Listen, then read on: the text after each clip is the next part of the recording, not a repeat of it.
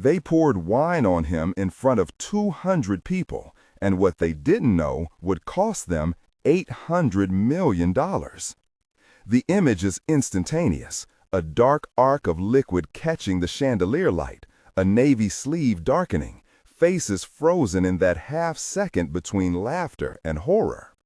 Everything in the room was polished to a fault, crystal, silk, a logo spinning like a coin on a screen, but the one splash exposed an ugliness that had been hiding behind satin and smiles. If you want more of these dramatic turnarounds, hit subscribe now. There's more where this came from. The gala had been built to impress. White tablecloths stretched under soft honeyed light. A string quartet picked at glass-like notes in the corner. Cameras hovered on tripods. A host in a tux announced the evening's crescendo, the public signing that would cement Hale Quantum's next chapter, the launch everyone said would rewrite an industry. On the screens, the Hale Quantum emblem turned, slowly, authoritative and cool. Conversations braided into a buzz of prognostication, who the investor was, how the valuation would shake markets. The crowd smelled of perfume, expensive cologne, the faint ozone of new money. Jamal Rivers moved through that orchard of status like a man who owned his own weather. He wore a navy suit that sat well, a cut that said competence, not ostentation. His watch was there, but not loud. He kept his hands partly in his pockets, partly at rest. He did not announce himself. He did not need to. He listened. He smiled when invited. He was deliberately unflashy in a room that mistook flash for truth. Across the ballroom, Vanessa Hale watched the entrance like a conductor watching for the offbeat. She was the kind of social arbiter who curated not just guest lists but narratives, who belonged and who didn't, who would be photographed and who would disappear into the margins. Beside her, Richard Hale, charismatic, white-collar sculpted, moved with the practiced ease of a man used to owning the frame. They noticed Jamal the way someone notes a painting in a house they built, out of place, interesting, easy to explain away. It took only a glance for Vanessa's smile to harden into something small and sharp. "He must be with staff," she said, loud enough for the people nearest to her to catch the sentence like a contagious secret. Around them, people reflexively shifted their posture, aligning with the implied hierarchy. A server passed by with a tray. A guest offered Jamal a polite handshake. He accepted it, brief, easy, keeping to his measured shape. Vanessa stepped forward. She offered him a flute, something idle, ceremonial. The gesture was both patronizing and performative, the kind of small humiliation that reads like a joke when the audience is ready to laugh. Jamal declined the drink with a polite nod. Richard, smiling with the loose arrogance of someone who tells himself he's charming, reached for the glass and, in one slow, deliberate motion, tipped it toward Jamal. What began as a misdirected jest became an incision of contempt. Red wine blossomed across the navy sleeve. Laughter hit the chandelier like dropped silverware. For a heartbeat, the room held its breath. Jamal's hand went to his stomach and then to his jacket. He did not speak. He did not shove. He only looked at Richard with a calm so steady it reframed the moment. Cameras tilted. Phones came up. Vanessa's laugh rippled, thin and triumphant. The clip began to live in those screens. There was something else in the look he gave them. No threat, no pyrotechnic fury. Just a small, unamused gravity. He wiped at the stain with a napkin, steady hands, and stepped away from the theater of their scorn. He left through a side corridor that smelled of polished wood and the faint metallic tang of the building's air system. The quartet's music swallowed the echo of his footsteps. Outside the ballroom, in the white-suited hush of the hallway, Jamal's voice was a single measured cadence over the phone. No shouting, no threats, just instruction and the promise of action. "Pause the signing," he said. "Notify counsel. Hold the funds. Send the wire instructions to the trustee. And get me the list of parties on the term sheet." Now. He hung up. He straightened his cuff. He did not look back. This was not a melodramatic revenge movie. It was the execution of leverage, quiet, procedural, and lethal in its economy. He had not raised his voice in public. He had not spilled a drink on anyone. He had used the architecture of a deal, agreements already inked, commitments already made, the thin lines of trust that stitch capital to motion, and he began to pull on one thread. The room where he had been disrespected was full but fragile. The slightest realignment could tear it open. Back inside, the mood shortened. The host, mid-speech, noticed the technical crew at the side of the stage exchanging pointed, panicked looks. The screen with the Hail Quantum logo flickered and froze. Phones leaned together like watchful birds. The clip of the spill had landed on a dozen feeds and then on 100. An alert appeared on one of the screens, one small line of text that read like an incision into the galla's curated certainty. Signing postponed. The quartet's bows lowered. The host improvised, voice thin with the kind of uncertain cheer that trembles under first fear. "There's been a change in our schedule," he said. "Please remain seated." Whispers moved through the room the way shadows do. Someone called for more information. A board member headed to the stage, lips pressed. Richard smiled like a man coaching himself through a sneeze. Vanity in that moment looked brittle. In the minutes that followed, information found its way into the room in the form of terse statements and the blue light of mobile screens. Partners pulled messages from their feeds, private channels lit up. The clip of Vanessa and Richard's performative cruelty ricocheted through the networks. The context translated instantly. An investor disrespected, the derisive laughter, the whine. The public, always impatient with scenes of plain meanness, began to watch and to judge. A word floated up from a head table. Investor? What had been mocked had become the question. Faces bent toward phones, the chorus of inquiries swelled. Someone in the board whispered while scanning a tablet. "Is that him? Jamal Rivers?" The moment before certainty is a peculiar aching stillness. Vanessa's smile tightened into a practiced mask. Richard's hand found a glass as if to steady himself, but the glass only amplified his tremor. Then the direct contacts began to ring. People found names on lists. Counsel sent terse messages. A senior board member left the stage in a way that read like a man running from a fire he had started.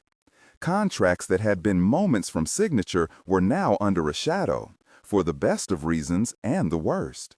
It was no single juridical trick.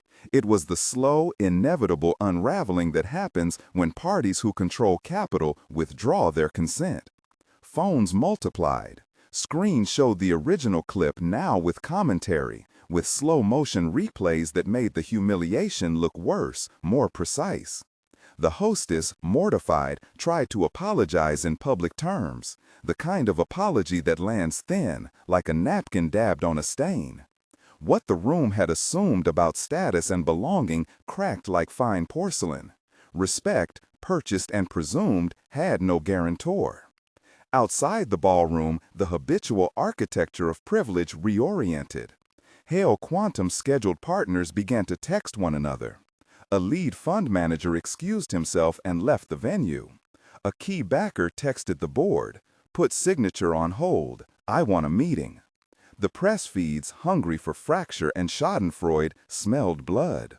The story fed on itself. The investor, publicly humiliated, might be the one with the money to walk. For a company that had built its narrative on momentum, momentum is everything. Any hint of fissure becomes contagion. The Hales watched this, initial amusement curdling into cold calculation. Vanessa tried to laugh the incident off in interviews with the people at her side, but the cameras kept replaying the sequence of gestures that had exposed them. The scene looped, the smirk, the pour, the stain, Jamal's leave. People online started piecing together Jamal's background, a reputation for discretion, a pattern of investments no one had loudly announced, but that on examination had real weight. Panic has a shape. It is audible, abrupt whispers, the slap of fingers on screens, the metallic click of chairs pushed back. It is visible. Vines of faces drawn tight, hairlines creased, attendees sliding toward exits as if outward motion could dissipate the gravity. It is procedural. Calls that move from operations to counsel, from counsel to trustees, from trustees to banking partners. The statement, "suspend disbursement," moved through a network of relationships like a contagion. Not because of novel laws, but because commitments are social things. When the social substrate loosens, action follows. In the storm that followed, Vanessa and Richard's efforts to salvage the evening felt small and ineffectual. They cornered a board member in the foyer, their pleas quick and clipped. "We can smooth this over. He won't do anything drastic. Give us time." The board member answered with a look that was not unkind, but was final. The room had shifted. The wager on warm smiles had failed. By midnight, Hale Quantum's public statement read like a brand trying to stitch a small tear in silk, measured, regretful, careful. But the footage of the wine pour had already been seeded. Retweets, comments, indignation, and sympathy created an echo chamber that would not quiet down. Investors who had once queued for the privilege of entry into Hale's orbit began to step back. They did not want to be associated with people who mistook cruelty for status. Vanessa and Richard watched the world they had ordered begin to realign around a different gravity. Vanity, which had once been lubricated by appearances, offered no purchase now. They did what people in power often do. They sought out the source of the quake. They wanted an explanation. They wanted restitution. They wanted Jamal to step back into the room and let them salvage the picture. The very thought revealed how little they'd grasped the character of the man they had humiliated. They found him, not in the glare of the ballroom, but in the quiet of his townhome, an unadorned house, not a showcase. He had returned there after making the calls, his movements as composed as ever. He wore the same navy jacket with a faint wine ghost on the cuff that he had not yet cleaned. He answered the door with the calm of someone who has already decided the terms of any conversation. Vanessa rushed forward with a practiced mixture of indignation and contrition. "Jamal," she began, I didn't realize. This was a mistake. Please, we can fix this. We can—" Richard, more blunt, interrupted with the quickness of panic. "We can make it right. Money's still available. We can smooth it over. Just tell us what you want." Jamal closed the door halfway, his posture unadorned. He listened. He let their apologies come out in fits, the words not quite matching the urgency behind them. They circled, expecting capitulation, some public absolution that would restore their image. He said nothing for a long moment. Then he spoke, and his voice was the same precise instrument he'd used in the hallway. Controlled, not shouted, a softness that held its edge. "I don't want apologies," he said. "I want accountability. Not for me, for the way this room thinks it's above respecting people." It was not a line meant to humiliate. It was a boundary. They pushed back like someone who'd misread an invitation to play. "What do you want, Jamal?" Vanessa pleaded. "We will." "Walk carefully," he said. "The world is smaller than you think." Those words landed with the kind of finality that closes doors gently but irreversibly. He did not lay out conditions for reinstating the deal. He did not offer a schedule for public forgiveness. He simply set a limit and then moved on with his life. When the Hales left his doorstep that night, they carried more than just bruised egos. They carried the realization that the social capital they'd relied on had a cost they had not accounted for. They had traded dignity for image, and the ledger had caught up with them. In the days that followed, the fallout continued to clarify itself in plain, human terms. Board meetings that had once hummed with the certainty of insiders turned into fractious gatherings. Partners who had once staged their logos beside Hale Quantum's emblem quietly reassessed exposure. The company's trajectory, once linear and boastful, took on the raggedness of a plan interrupted. Newsrooms, always attuned to a narrative that threads cruelty with capital, drew the arc in headlines. Investor withdraws support after public humiliation. And then the analysis that followed smelled of cultural turning. Columns asked hard questions about entitlement and the cost of spectacle.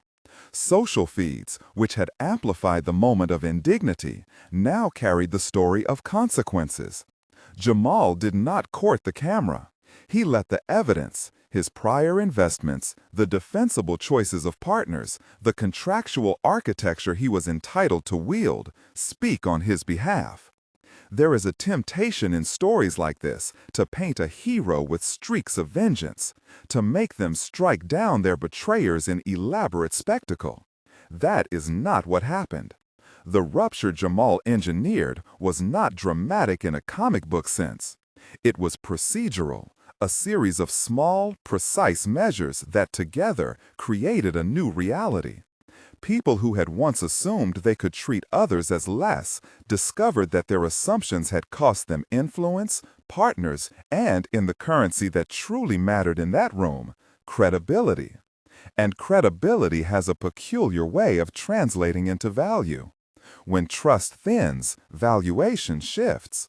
When partners step back, momentum falters. $800 million is a headline amount. To those inside, it represented not only capital, but an affirmation that the market supported the company's direction. When that affirmation fractured, so did the narrative Hale Quantum had sold. There are lessons embedded in the quiet aftermath. First, appearances are not a replacement for respect. A suit and a nameplate do not deserve automatic deference. The cost of assuming status is often paid in moments you least expect. Second, dignity can be a form of power. Jamal did not respond in kind. He did not become the spectacle Vanessa and Richard had made him into. He maintained control over his own narrative and used the tools at his disposal to insist on accountability. That is not vindictiveness, it is discipline dressed in the language of consequence. Third, in an age where a single clip can be broadcast to millions in seconds, social norms and reputations shift faster than ever. Cruelty that might once have been contained inside a room now goes public and invites public reckoning. That is neither miraculous nor punitive. It is simply the new ecology of consequence. In the weeks that followed, Jamal continued his work in relative silence. His investments matured. He met with partners who respected him without spectacle. Hale Quantum, the company that had hosted the evening of the incident, weathered a reckoning. Leadership reshuffled, messaging tightened, partnerships reconsidered. Vanessa and Richard, once the picture of curated success, found their social orbit narrower. They were not ruined, real people rarely are by a single incident, but they had been made to confront the brittleness of a life built on assuming the script would never flip. People asked Jamal afterward whether he regretted not returning to the ballroom to confront them in public. They asked if he had wanted more from the situation. He consented to explain once in a quiet interview what he had been defending. Not himself alone, but a kind of baseline human dignity that doesn't come with a price tag. When you treat people as less, he said, you make a small choice that becomes a permission slip.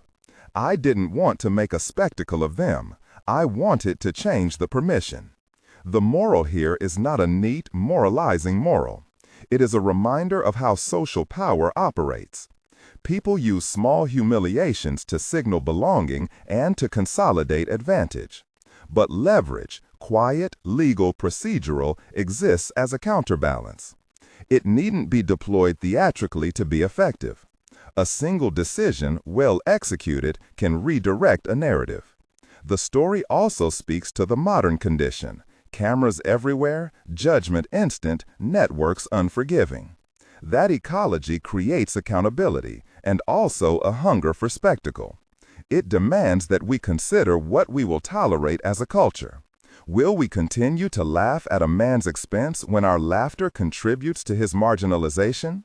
Or will we, as a community, recognize the small cruelties and curtail them? If there is a final image to take from that night, it is not the dark wine stain on a sleeve. It is Jamal standing in his quiet house, the world spinning with its usual vanity outside, and the knowledge that he had refused to be redefined by their laughter. He had chosen the economy of dignity over the currency of spectacle. And when Vanessa, eyes rimmed with the edges of panic and fatigue, tried one more time to salvage a life that now required genuine contrition, Jamal offered his last measured line. Walk carefully. The world is smaller than you think. It wasn't a threat. It was an instruction to move through rooms with awareness, to remember that contempt has consequences, and that respect, given or withheld, changes how history remembers us. If this story struck a chord, subscribe for more narratives where a single moment flips the script. These are the moments that reveal character, and they remind us that power, when wielded quietly and wisely, has a peculiar artistry of its own. Respect matters. Appearances deceive. Quiet dignity can be decisive. Keep watching.